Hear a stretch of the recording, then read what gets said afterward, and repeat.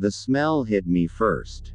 Not the expected scent of stale air and lemon-scented cleaner, but a thick, cloying sweetness, like cheap vanilla plug-in air freshener pumped directly into my sinuses. Underneath it lurked something else, something dank and biological, like wet earth and forgotten laundry. I stood on the threshold of room 127 in the Harrington Graduate Residences, my single duffel bag at my feet, and felt my hopeful optimism curdle. Chloe. Right. I'm Anya. She appeared from behind the door, which had been opened just a crack. She didn't swing it wide in welcome. She unfurled. She was tall and willowy, with a cascade of ink-black hair that fell over one eye. The other eye, a pale, almost silvery blue, fixed on me with an unsettling intensity. She wore a long, gray knit dress that swallowed her form, and her feet were bare, toes pale against the scuffed linoleum. "Yeah, hi," I said, forcing a smile. "Nice to meet you. Come in," she said, her voice a low monotone. "Don't let the smell bother you. It's the pipes, and the sanitizer the janitors use. It's toxic, you know. I've taken steps to neutralize it." I stepped inside, the vanilla chemical assault growing stronger. The room was a standard graduate double. 2 small beds, 2 desks, 2 wardrobes, a shared sink, and a window overlooking a concrete courtyard. But Anya had already made it her own. My side, the left, according to the housing assignment email, was bare, the mattress naked. Her side was a fortress. Her bed was draped with layers of dark fabric, purples, blacks, deep reds, forming a kind of canopy that blocked the light from the window above her desk. The wall above her bed wasn't decorated with posters or photos, but with a large, intricately woven tapestry depicting a strange, knot-like pattern that seemed to shift if you looked at it too long. On her desk, instead of books and a laptop, sat an array of small, polished stones, several short black candles, and a shallow ceramic bowl filled with a dark liquid. The only book was thick, bound in cracked leather, with no visible title. The rest of the room was obsessively clean, yet cluttered with her peculiarities. Dried bundles of herbs were tied to the legs of her chair. The small trash can by her desk was lined with 3 separate bags. A large, galvanized steel tub sat in the corner by the sink, filled with what looked like water and more herbs. "I hope you don't mind the adjustments," Anya said, watching me take it in. "The energy in these institutional spaces is very stagnant. Polluted. I've been working all summer to cleanse it." "Right," I said, my voice faint. "I was here for one reason. The Harrington Fellowship in Molecular Biology. It was my ticket out of a life of waitressing and student debt, a chance to work in Dr. Evans's renowned lab. The fellowship came with free housing. This room, this strange girl, was the price. I could handle weird. Weird was fine. Weird was temporary. I don't smoke. I'm in bed by 10, and I study a lot," I said, pulling out my standard roommate preamble. "I'll be quiet. I just need a place to sleep and work." Anya's thin lips twitched. "Sleep is important. The body repairs. The mind wanders. I'm usually up late, reading, practicing. But I'm quiet." Her gaze drifted to my duffel bag. "You travel light." "Just the essentials," I said, a defensive edge creeping in. "The material world is a distraction," she intoned, gliding over to her desk and picking up one of the stones. It was gray, with a spiral pattern. True essence is not carried in bags. That first week was a study in passive-aggressive surrealism. Anya's routines were meticulous and bizarre. Every morning, precisely at 5:30 a.m., she would rise, pour water from the sink into her ceramic bowl, and whisper over it for 10 minutes before sprinkling it around the perimeter of her side of the room. She refused to use the overhead light, relying on a single, salt crystal lamp that cast a dim, pinkish glow, leaving my side in perpetual twilight. She would eat only at specific times. Raw vegetables, nuts, and a foul-smelling tea she brewed in a thermos, and would flinch if I so much as rustled a chip bag outside of these hours. The smell never faded. It was the first thing I registered waking up, the last thing I tasted before sleep. I bought an air purifier with my meager savings. Anya unplugged it the first time I left for class. The hum disrupts the frequencies, she explained flatly. The frequency of me not getting a migraine would be nice, I shot back, my patience thinning. She just stared at me, that one visible eye unblinking. You're very loud, Chloe. Not in here. She tapped her ear. In here. Your thoughts buzz. They attract things. I started spending every possible moment in the lab or the library. Dr. Evans's project, mapping epigenetic triggers in a rare strain of Drosophila, was demanding and exhilarating.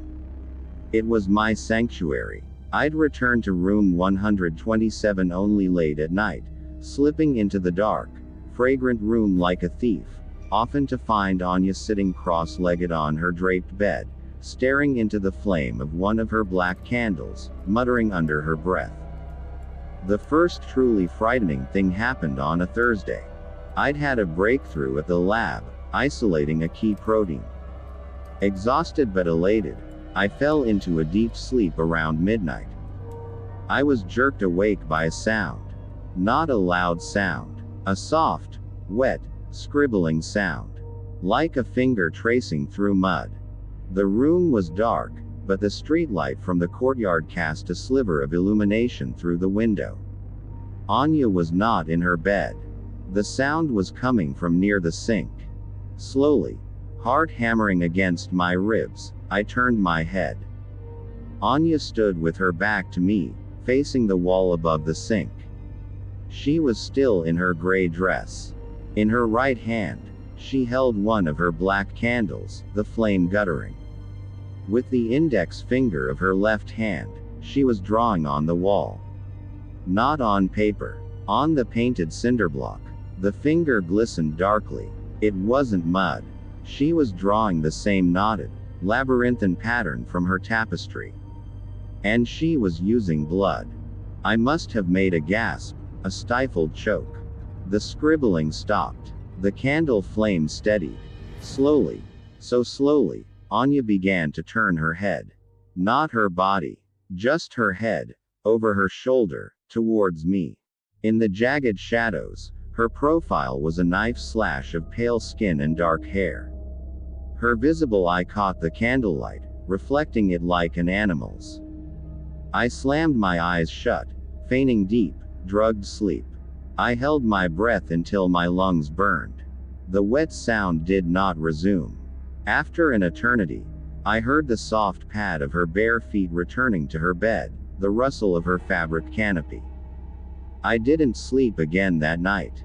In the cold, sanitized light of morning, I examined the wall above the sink. It was pristine. No blood, no pattern. Just clean, white paint. Had I dreamt it? The memory was visceral, the metallic scent cutting through the vanilla. I looked at Anya, asleep under her drapes, her face peaceful. Maybe the stress was getting to me. I decided to talk to someone. Not campus housing. Complaining about a roommate's creepy vibes, and possible sleep drawing wouldn't get me far. I went to the lab early and found Dr. Evans peering into a microscope. Rough night, Chloe? She asked, not looking up. She was a woman in her 50s with a sharp mind and a no-nonsense demeanor. My roommate is intense, I ventured. Ah, the mystic. Dr. Evans straightened up, a faint smile on her lips. Anya Velasca. She's in the Comparative Religion MA program. Focus on pre-Christian Slavic folk practices, if I recall. Brilliant, from what Professor Greer says, but decidedly singular. Thinks the university's Wi-Fi gives her psychic tinnitus. She draws on the walls with blood. I blurted out, then instantly regretted it. Dr. Evans's smile faded. She studied me. Are you sleeping? Eating? The focus this project requires can sometimes manifest stress in strange ways. I deflated. She thought I was cracking up. I'm fine. Just adapting. Good. Adaptation is the first principle of survival. She turned back to her microscope. And in biology, it's often the strange, the singular organism that holds the key to something extraordinary. Even if it's unpleasant to live with. Her words echoed in my head as I trudged back to Harrington that evening. The strange organism. I resolved to adapt, to observe, to document. It was the scientific method, after all. I bought a small, battery-powered motion-activated night vision camera online. A security measure, I told myself.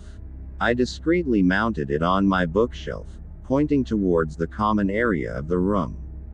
The next few nights, I slept with my phone under my pillow, connected to the camera's feed. The first 2 nights showed nothing but Anya reading by her salt lamp or lying motionless in her bed. On the 3rd night, the feed captured it. At 3:17 a.m., Anya sat up. She moved to her desk, lit a candle, and began grinding something in a mortar. She then approached my sleeping form. I watched, my blood turning to ice water, as she stood over me for a full minute. She reached out a hand and let it hover just above my forehead, not touching. Then she turned, took the ground substance, and sprinkled it in a fine line between her side of the room and mine, right down the center of the floor. A boundary. The next evening, I confronted her. I was too tired, too afraid for tact. I need you to stop whatever it is you're doing, I said, my voice trembling with suppressed anger. The rituals, the smells, the boundary lines. This is my room too. I can't live like this. Anya was polishing one of her stones with a cloth. She didn't look up. You are not living, Chloe. You are buzzing. Like a fly trapped in a web. You think your microscope shows you truth. It shows you dead, stained cells. A parody of life. And your candles and chicken blood show you what? The future. Now she looked up. Her eyes were wide, earnest. Not the future. The undercurrent. The world beneath this one. It's not a gentle place. It needs management, negotiation. Her gaze drifted to the line on the floor, now invisible to me. You crossed a threshold to come here. You invited things in with your noise. I am just trying to keep them on their side. You're insane, I whispered. For the first time, I saw a crack in her placid facade. A flicker of something hot and dark in her silver blue eye. Insanity is a failure to see the true shape of the world. You are the blind one. And the blind make the most noise of all. The Cold War turned hot. I began unplugging her salt lamp. She started moving my meticulously organized lab notes. I found a dead crow feather on my pillow. She discovered I'd thrown out one of her herb bundles, mistaking it for trash. The air in the room grew thicker, the vanilla scent now permanently laced with a bitter, resentful tension. Then, the dreams started. Not just dreams. Visitations. I'd wake paralyzed, a crushing weight on my chest, hearing that wet scribbling sound all around me, closer now, right next to my ear. In the hypnagogic haze, I'd see shapes moving in the canopy of Anya's bed. Not her shape, but darker, multi-limbed shadows that rustled the fabric from within. I began waking with scratches on my arms and legs, thin, parallel lines like the marks of thorns. When I showed them to Anya, accusingly, she merely said, "You're scratching yourself in your sleep.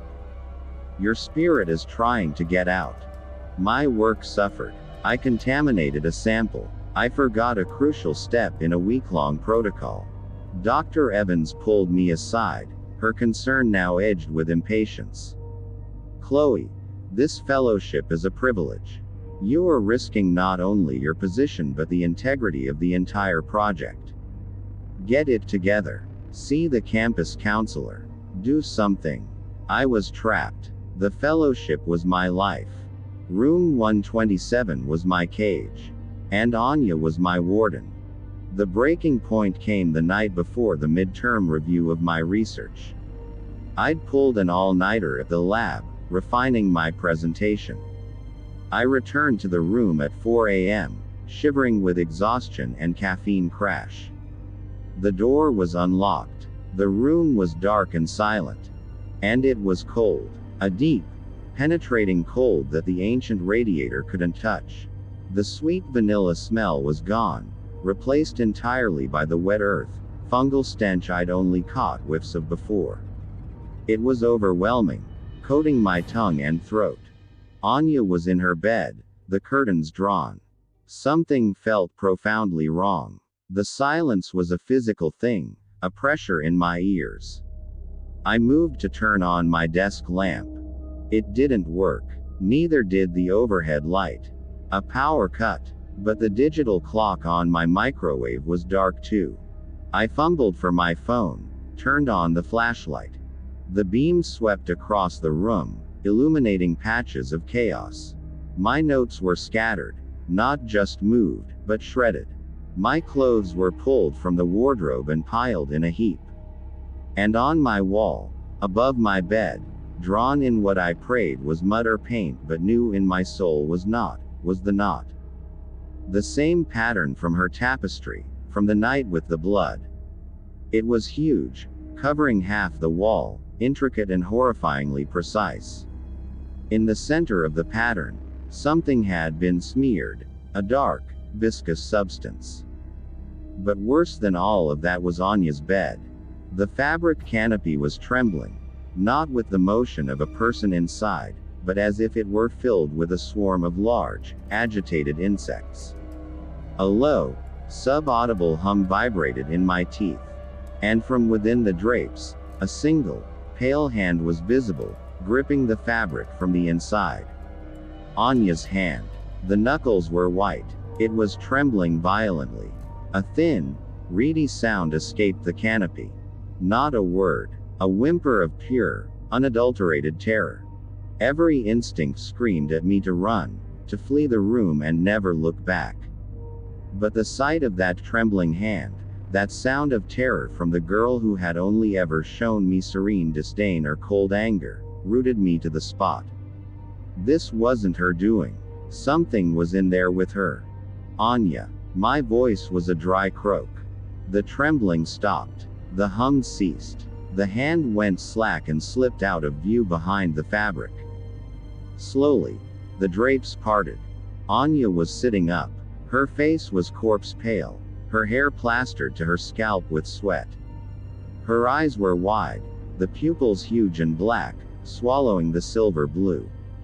She looked at me, but not at me, through me, at something hovering just over my shoulder. You let it in, she whispered, her voice shredded. With your noise, your fear. It's been tasting you. And now it's strong. It doesn't want the boundary anymore. What are you talking about? I demanded, panic making my voice shrill. What is that? What did you do? A tear traced a clean path through the grime on her cheek. I didn't do this. I was trying to hold it. My grandmother's practices, they're not just stories. They are instructions. For dealing with what lives in the corners, in the spaces between thoughts. This place, this room, it's thin. And you are so loud. She climbed out of the bed, movement stiff and pained. She pointed a shaking finger at the pattern on my wall. That is not a drawing. It is a name, an anchor. It's marking its territory. Because you are here, buzzing and shining your lights and thinking your loud, linear thoughts, it has woken up. And it is hungry.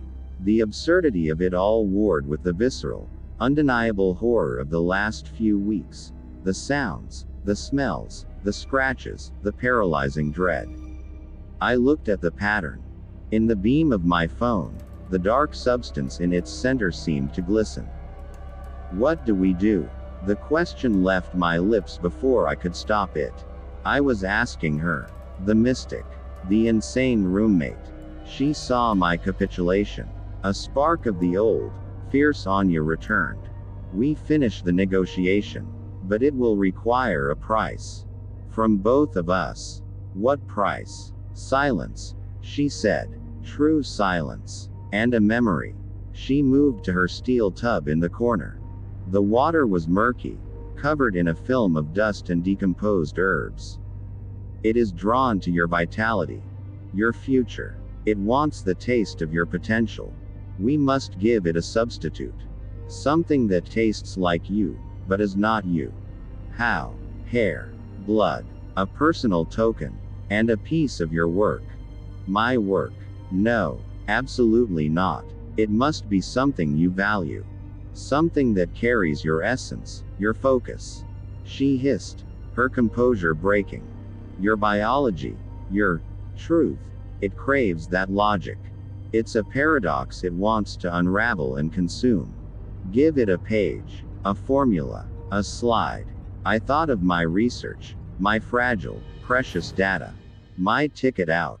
But I also thought of the thing in the canopy, the hum, the cold that came from nowhere. I thought of the scratches. I opened my bag, hands shaking, and pulled out my lab notebook. With a tearing sound that felt like ripping my own skin, I tore out the final page, the summary of my midterm findings, the key to my presentation tomorrow. I handed it to her. She took it, her fingers brushing mine, icy cold. Now, a lock of hair, and blood, just a few drops. This was madness. But the alternative was the trembling canopy, the glistening name on the wall.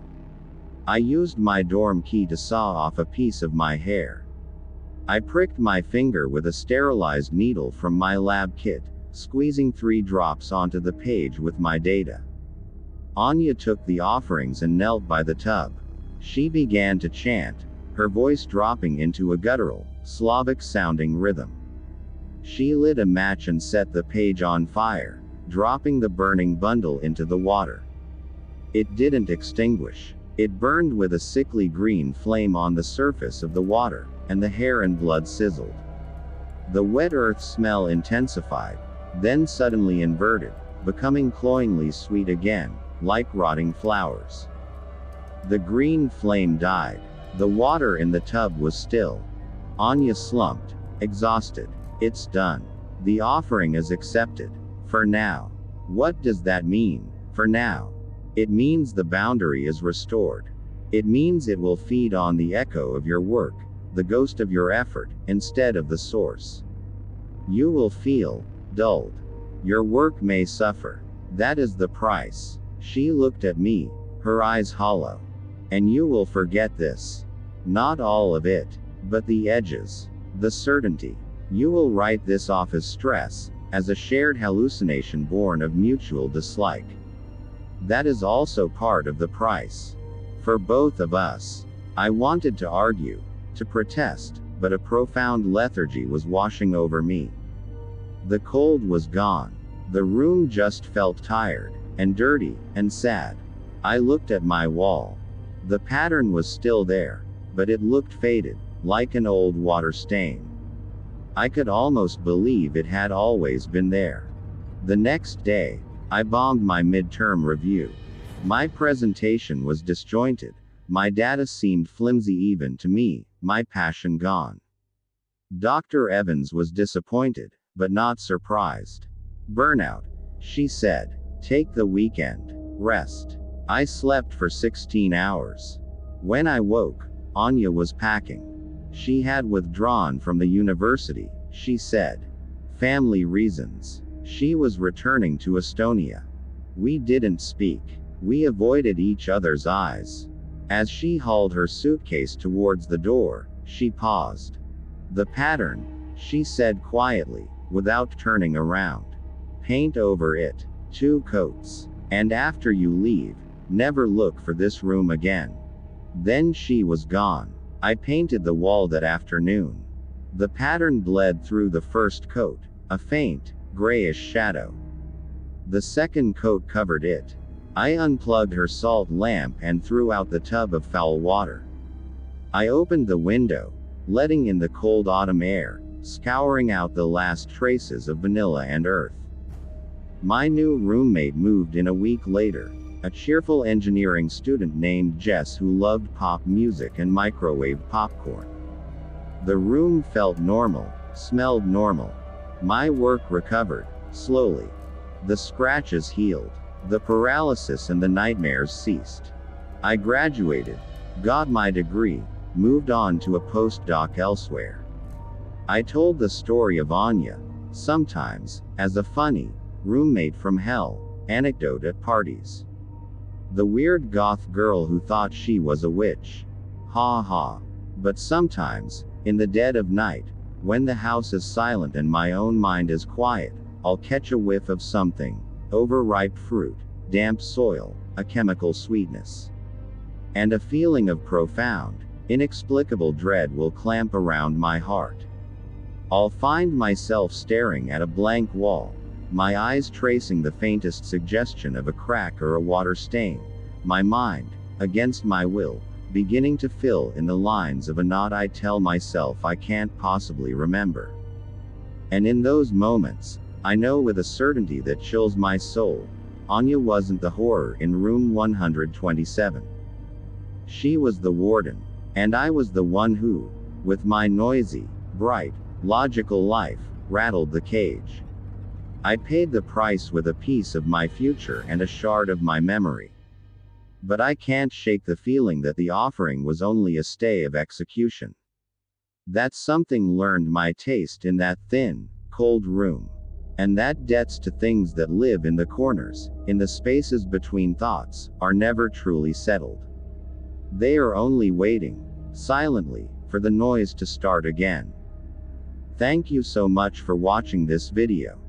Make sure to subscribe, like, comment and turn on notifications if you enjoyed the video so you never miss an upload.